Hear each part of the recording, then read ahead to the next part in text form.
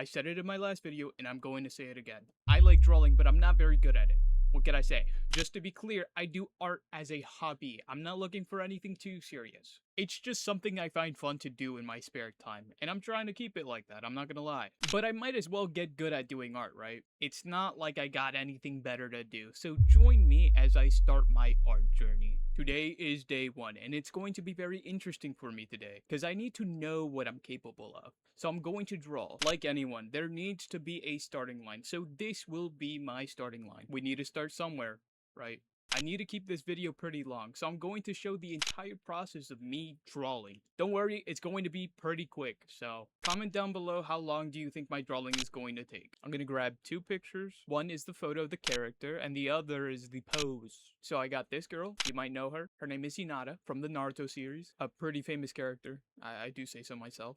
And the pose. I found this thing pretty funny, I'm not gonna lie, it's a picture of Luigi, even more famous. When I found this picture of Luigi on Pinterest, let me tell you, I looked at the comments, someone was thirsty. Alright, so I'm a little off topic. My bad. So, from what I can remember, I've struggled with hands and feet. I've also struggled with poses. Everything looks stiff like a robot. I also had struggles on the human anatomy. I forgot to measure things with the head, so most of it was just because of that. And finally, the thing I struggled the most on, color theory. It gives shivers down my spine. It's truly revolting. Okay, now that's out of the way. It's finished, the drawing. If you guessed in the comments around 2 hours, congratulations, you got it right. Yay! Me, on the other hand, I was suffering. I just want to say it took too long. I genuinely don't understand why it took so long. You know what? This was the first time I've done anything like this in a while, so I think I get that. It is just something new that I need to get used to. The drawing is pretty great, I would say, for the first time I drawed in a while, but it could use a little bit of work. Just a little bit of work on a couple things. Now, the things I need to improve on is what I should do next. Since I have no idea what to do, I had some help along the way, so I went to YouTube and looked up how to start art, and I found Mark. I like the way he teaches, so I just kind of followed him through, so all the credit goes to him. According to him, I need to have a goal, which I already did that. It's a very personal goal. I need to make a comic, and I need to finish it after 30 days. Saw this Reddit post that it's around 20 pages for a comic, so I'm gonna shorten that down a little bit to 15 because it's my first time doing this. Obviously, I can't do a whole bunch. Something like this takes time, so 15 sounds good. The next thing that Mark says is pen control. Wow, I didn't expect this. I'm actually pretty good at pen control. You said pen control? Pen control.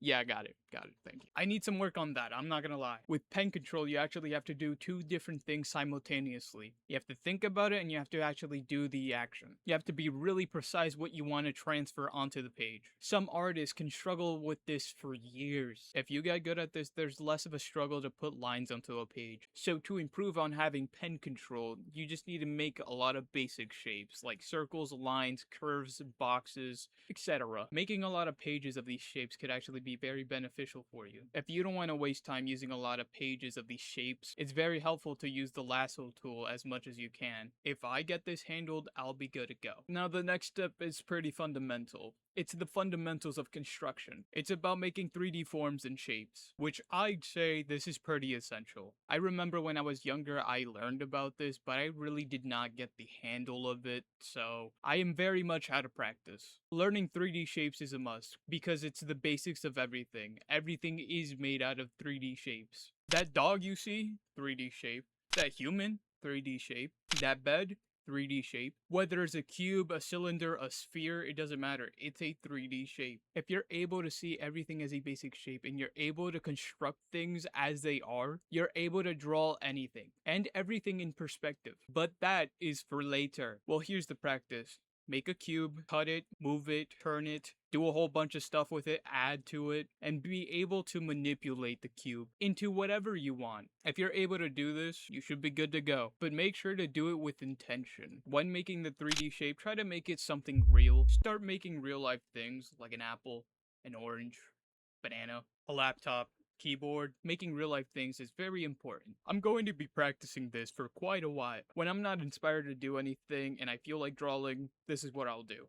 Another step is picking out a dream project. I'll be honest, this is basically a nothing burger because we've already discussed something like this before, which is basically picking out your goal. As long as you have something to guide you to that goal, you should be good. Whatever you're trying to draw, anime, realistic art, semi-realistic art, who knows, cartoons, I don't know. You just need to learn one thing. Guidance is the key. The final step that I need to learn is the rest of the fundamentals. We're not just talking about construction here. It is time to move to the next step, which is perspective. This one is pretty easy as long as you know what you're doing. You just need to make a horizon line and make a point somewhere. That is the 1 point perspective. This is the easiest one to do. This is how you make things to look like they occupy a space. You see the way I move this cube, it actually makes it look like it occupies space. It makes things look more 3D than it was before. Perspective is easy to get into and hard to master. Next is gesture. Gesture fixes my stiff drawings that look like this to something with more pizzazz. It doesn't really make sense for structure, but it gives more flow to it though, which is exactly what I want for my drawings. To practice this, I need to make quick poses, 1 to 5 minutes, using as little lines as I can. This will help a lot with movement, but if you want something more realistic, then don't do it. Probably one of the hardest things to learn, anatomy. Oh my god, what a difficult subject. Just hearing about it makes it difficult to learn. What you have to do is learn some of the body parts. I'm just gonna keep this simple and basic, just learn about the big muscles that actually stick out,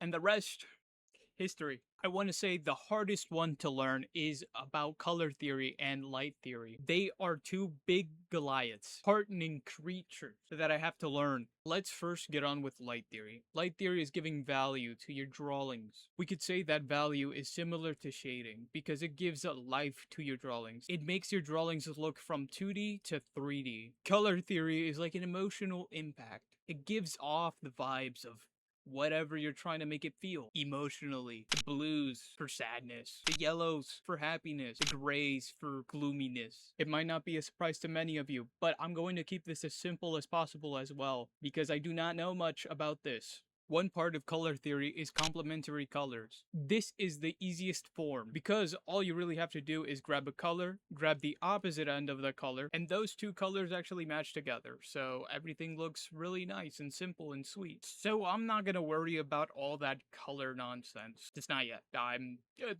But there's a lot.